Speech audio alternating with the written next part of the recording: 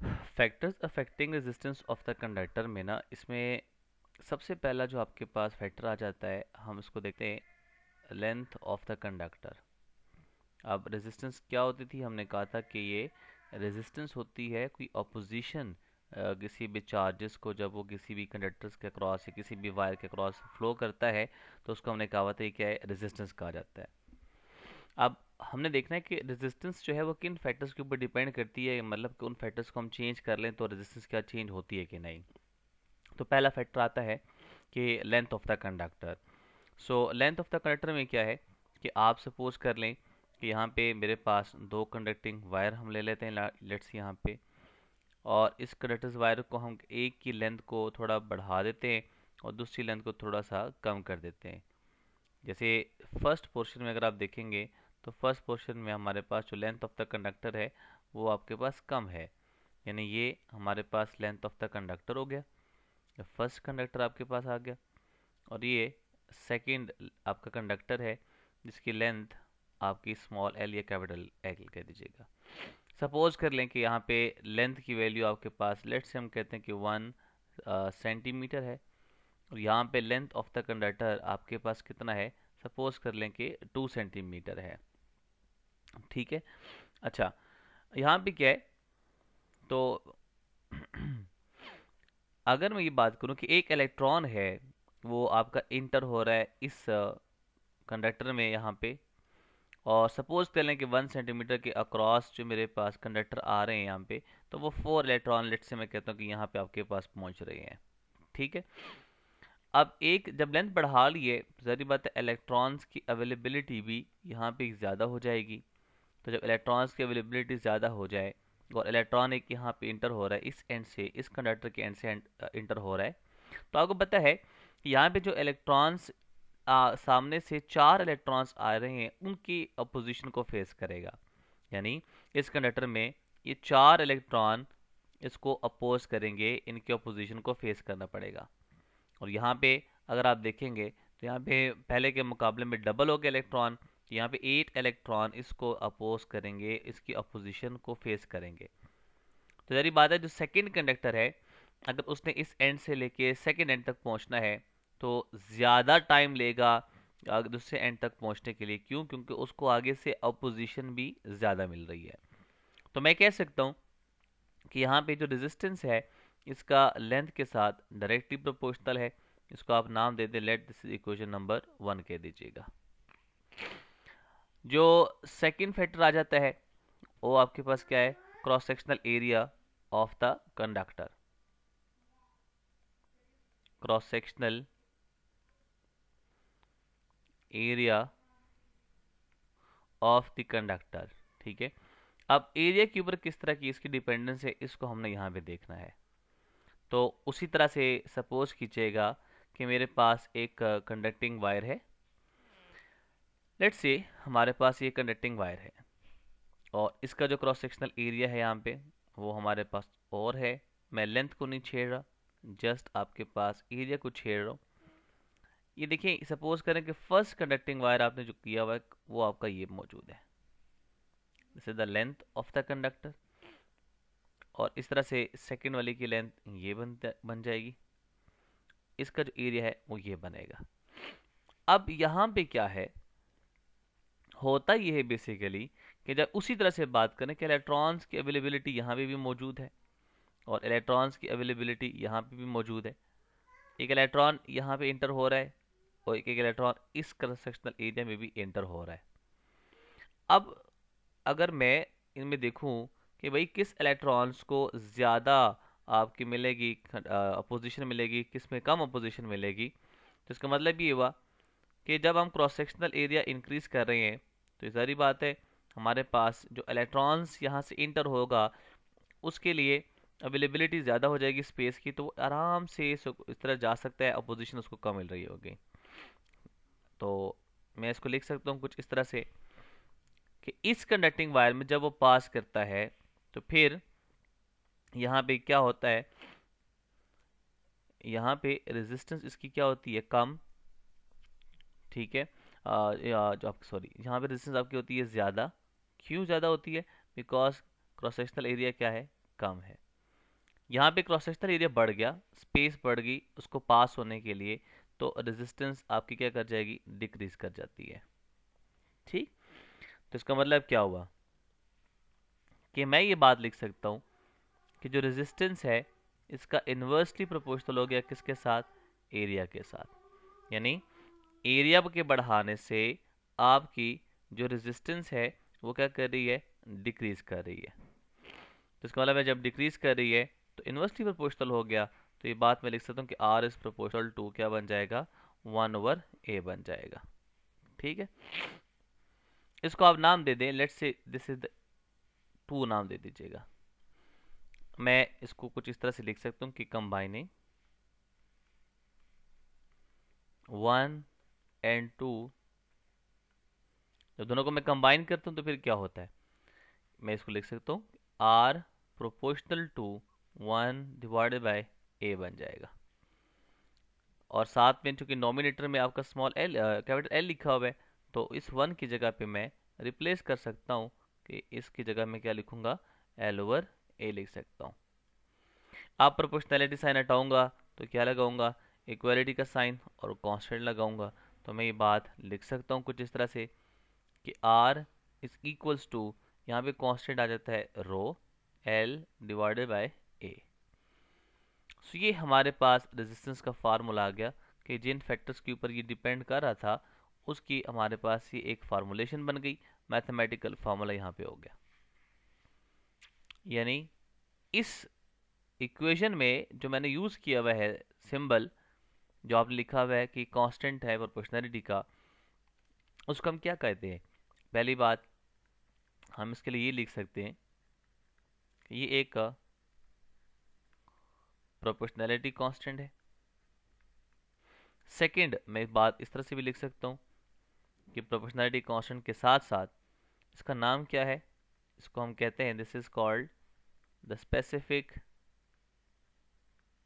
Resistance of the conductor. और इसको मैं एक और नाम भी दिया जा सकता हूँ, इसका एक और नाम भी हम कहते हैं this is known as resistivity. ठीक है, ये तीन, ये सॉरी, जो आपके पास दो नाम है, स्पेसिफिक रेजिस्टेंस कह दे, रेजिस्टिविटी कह लें, वो एक ही बात है।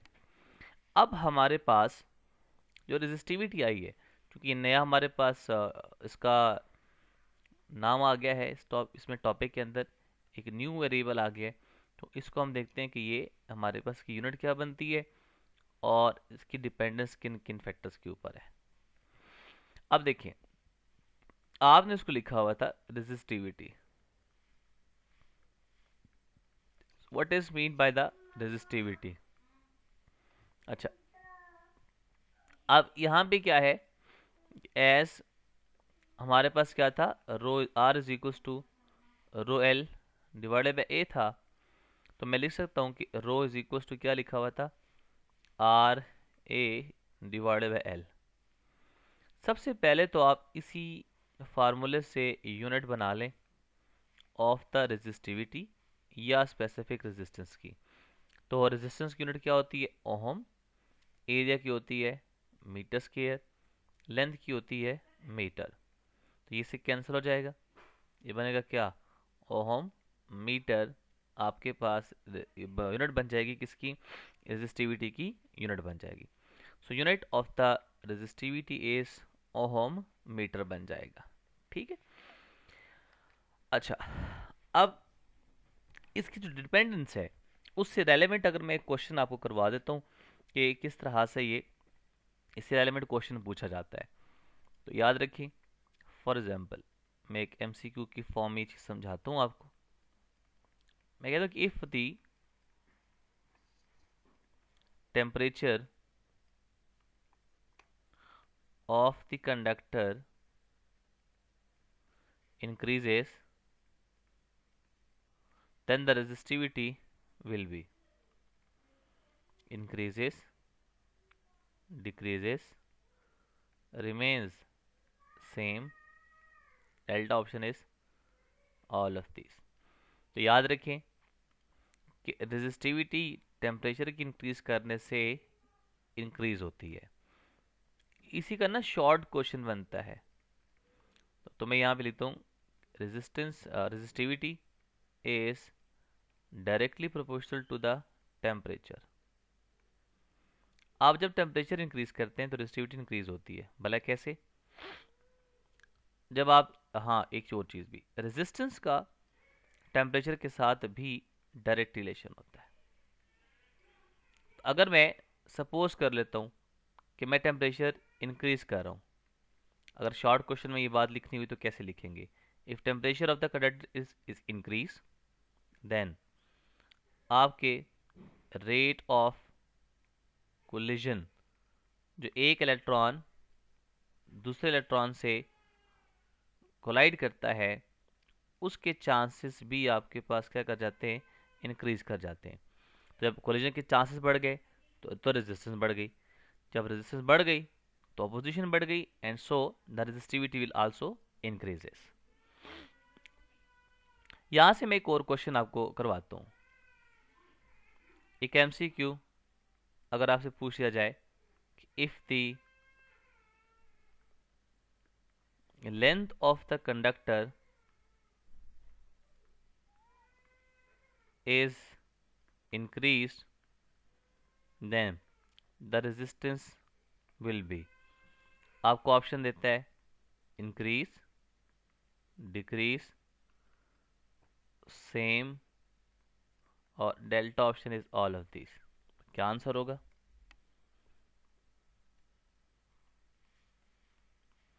हमने पढ़ा कि रेजिस्टेंस का लेंथ के साथ डायरेक्ट रिलेशन है, ये बढ़ेगा तो रेजिस्टेंस भी आपकी क्या कर जाएगी? इंक्रीज कर जाएगी।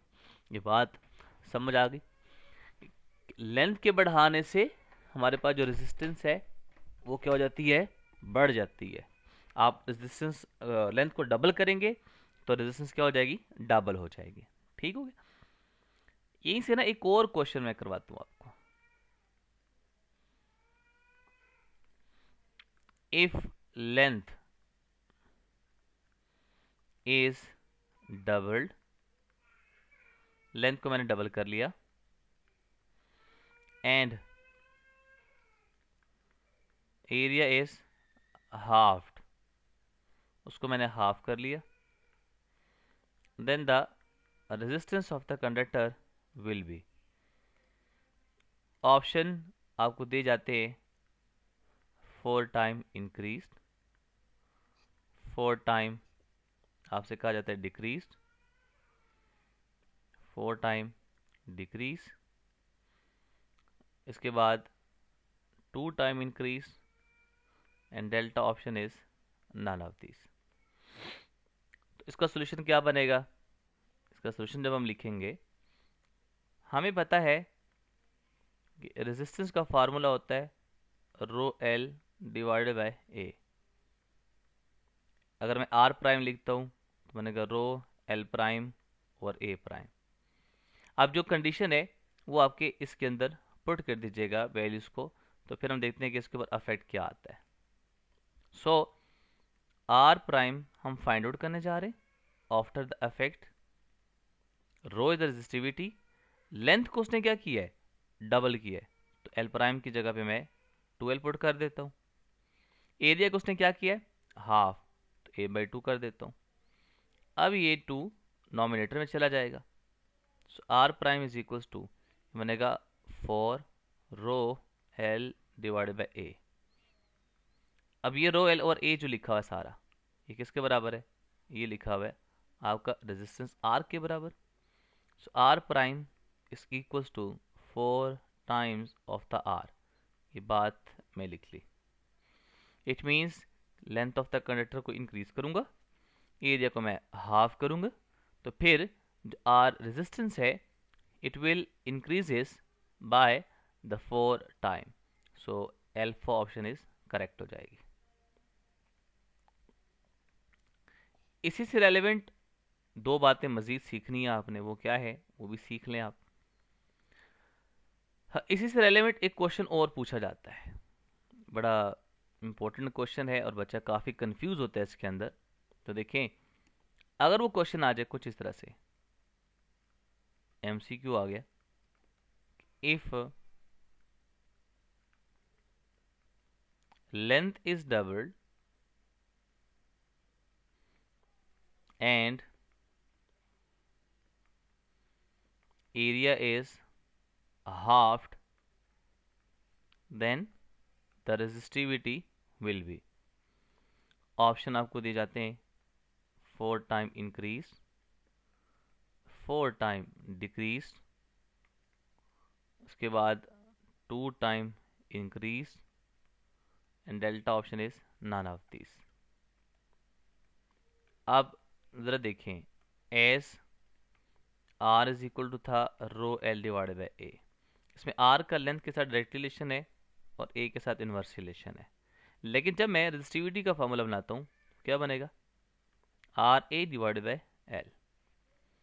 अब यहाँ पे क्या है, बज़ाहिर जो बच्चा समझता है, यहाँ पे स्टूडेंट समझता है, वो कुछ इस तरह से है कि वो कहता है कि चूंकि इसके फार्मूले में रेजिस्टिविटी है तो एरिया के साथ डायरेक्ट रिलेशन है, लेंथ के साथ इसका इन्वर्स रिलेशन है, तो फिर वो इस तरह से इसको सॉल्व करना स्टार्ट कर देता है, जो कि ये यहाँ पे गलत है। देखें, जो हमारे पास रेजिस्टिविटी होती है वो इंडिपेंडेंट होती है, it is independent of area and length of the conductor. उसके इंडिपेंडेंट होती है, ना एरिया पे डिपेंड करता है ना लेंथ पे, चाहे आप उसको बढ़ा लें कम कर लें, उससे उसके ऊपर कोई फर्क नहीं पड़ेगा। जो रेजिस्टिविटी है इसकी जो डिपेंडेंस है वो दो वेरिएबल्स के ऊपर आ जाती है, एक टेम्परेचर के ऊपर, सेकंड हमारे पास आता है नेचर ऑफ द सब्सटेंस के ऊपर, यानी नेचर ऑफ द कंडक्टर के ऊपर।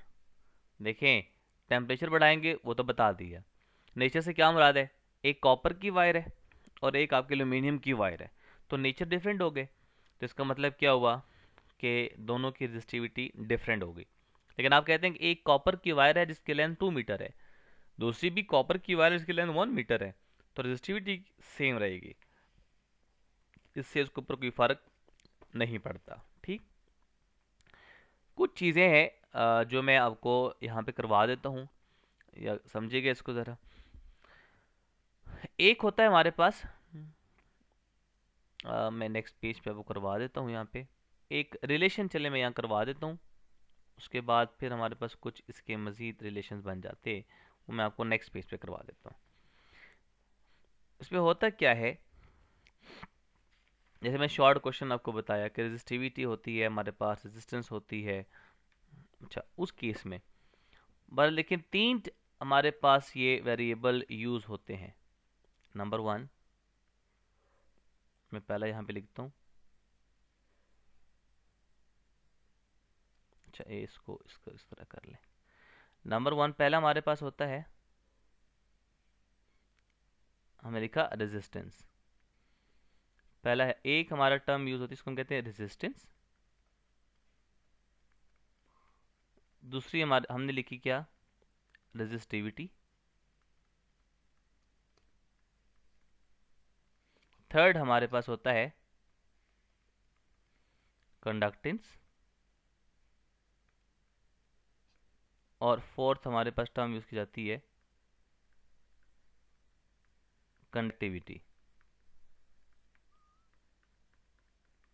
ये चार हमारी टर्म्स यूज होती हैं, यहाँ पे क्लियर कर लीजिएगा। रेजिस्टेंस क्या है, रेजिस्टिविटी क्या है, शॉर्ट क्वेश्चन में कभी कभी डिफरेंशिएशन का क्वेश्चन आ जाता है। तो रेजिस्टेंस क्या है, ये आप सपोज कर लें कि मेरे पास एक कंडक्टिंग वायर है, अब इस पूरे कंडक्टर की जो रेजिस्टेंस होगी उसको अपोजिशन होगी, तो उसको मैं कहूँगी क्या, रेजिस्टेंस है। So the opposition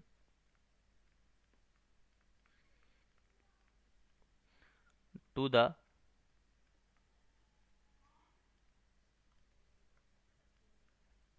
flow of charges by a conductor is known as resistance। ये पूरी जितनी लेंथ लिया ना आपने, इस पूरे लेंथ की जितनी भी कंडक्टर है, वो जो रेजिस्टेंस प्रोवाइड किया जा रहा है उसको हम रेजिस्टेंस कहेंगे। रेजिस्टिविटी भी बेसिकली आपके पास क्या होती है, रेजिस्टेंस ही होती है। लेकिन अगर इस कंडक्टर में से मैं एक पार्ट ले लूं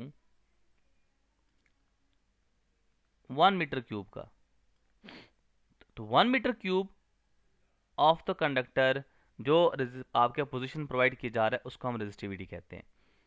सो मैं इसको लिख सकता हूँ कि it is the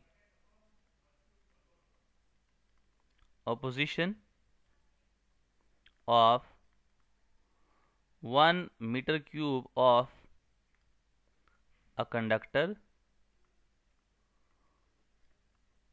to the flow of charges। पूरे कंडक्टर की जो रेजिस्टिविटी हो, सॉरी, जो पूरे कंडक्टर की पोजीशन है वो रेजिस्टेंस है, और 1 metre cube of a substance की जो अपोजिशन है उसको हम रेजिस्टिविटी कहते हैं। अब फार्मूले पे आ जाए। इसका फार्मूला क्या है, R is equal to rho L over A. इसकी यूनिट क्या थी हमारे पास, यूनिट हमारे पास थी ओहम, इसको हम ओहम पढ़ते हैं, ओमेगा सिंबल होता है इसका। इसकी जो डिपेंडेंस थी वो किसके ऊपर थी, यहाँ पे डिपेंडेंस जो है वो 4 फैक्टर्स पे होती है। इसका ताल्लुक लेंथ के साथ डायरेक्ट है, इसका ताल्लुक एरिया के साथ इनवर्स है, इसका ताल्लुक टेम्परेचर के साथ डायरेक्ट है, और नेचर ऑफ द सब्सटेंस के ऊपर भी डिपेंड करता है, नेचर ऑफ द कंडक्टर। अच्छा, ये हमारे पास रेजिस्टेंस हो गया। अब आ जाए रेजिस्टिविटी के ऊपर। इसका जो फार्मूला था, फार्मूला क्या है, rho is equal to R A divided by L. इसकी जो यूनिट होती है उसको हमने कहा कि क्या है, ओहम मीटर है, और इसका हमने जो डिपेंडेंस लिखनी है वो किन फैक्टर्स के ऊपर डिपेंड करता है, इट डिपेंड्स अपॉन टेम्परेचर के साथ इसका डायरेक्ट रिलेशन है, और सेकेंडली ये डिपेंड करता है किसके ऊपर, नेचर ऑफ द कंडक्टर के ऊपर। और ये इंडिपेंडेंट है, मैं लिख देता हूँ, इट इज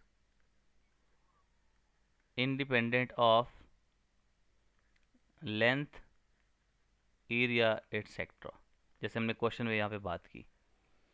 अब आ जाए कंडक्टेंस के ऊपर। जैसे कि नाम बता रहे कंडक्टेंस, तो अगर मैं इसको डिफाइन करता हूँ तो कंडक्टेंस बेसिकली क्या है, it is the reciprocal of resistance. तो रेसिप्रोकल ऑफ द रेजिस्टेंस का क्या मतलब है, इसका मतलब ये है कि हम इसको डिफाइन कुछ इस तरह से कर सकते हैं। मैं इसको लिख सकता हूँ कि it is the allowance of conductor to the charges. Resistance क्या थी, opposition to the charges. Conductance क्या है कि उसी वायर की कितनी अलाउंस है कि वो पास होने देता है, कि how easily charge can flow through the material, उसको हम कहते हैं क्या है, कंडक्टेंस कहा जाता है। कंडक्टेंस को हम डिनोट करते हैं जी से। फार्मूला इसका होता है 1/r। तो चूंकि अगर मैं इसकी यूनिट के लिहाज से बात करूं तो यूनिट बनेगी इसकी 1 ओवर, रेजिस्टेंस की होती है ओहम, तो क्या बनेगा, ओहम इनवर्स, या फिर मैं इसे कहता हूं पर ओहम, मैं लिखता हूं पर ओहम, या ओहम इनवर्स, या मैं इसे कह सकता हूं मोहो, MHO पढ़ेंगे, या फिर इसमें कह सकता हूं कि सीमंस या साइमंस। ये 4 एक ही बेटा आपके पास यूनिट्स के बन जाते हैं। कंडक्टिविटी पे आ जाए। कंडक्टिविटी क्या है, it is the reciprocal of resistivity. ठीक है, इसका मतलब ये कि ये आपके पास क्या थी, 1 मीटर क्यूब के रेजिस्टेंस जो है वो रेजिस्टिविटी है. It is the allowance of 1 metre cube of the conductor. उसी वायर की 1 मीटर क्यूब की जो अपोजिशन है वो रेजिस्टिविटी है. उसी वायर की 1 metre cube of a substance की जो अलाउंस है कि चार्ज किस तरह से इजीली फ्लो कर सकता है, तो उसको हम कहते हैं क्या है, कंडक्टिविटी कहा जाता है. कंडक्टिविटी को हम डिनोट करते हैं, हमारे पास फॉर्मूला लिखूंगा तो सिग्मा इज इक्वल टू होता है 1/रो. और अगर मैं इसी से इसकी यूनिट लिखूं तो हमारे पास क्या बनेगा, 1/, इसकी यूनिट क्या थी, ओहम मीटर, तो आप लिखें ओहम मीटर. तो मैं इसको लिख सकता हूँ कि क्या बनेगा, ओहम इनवर्स मीटर इनवर्स. सो ये साइमंस पर मीटर, इसको हम लिख सकते हैं. इसको आप लिख दीजिएगा. हम इसकी यूनिट ये भी लिख सकते हैं कि साइमंस पर मीटर. तो ये हमारे पास इसके फैक्टर्स हो गए और इसकी आपकी सारे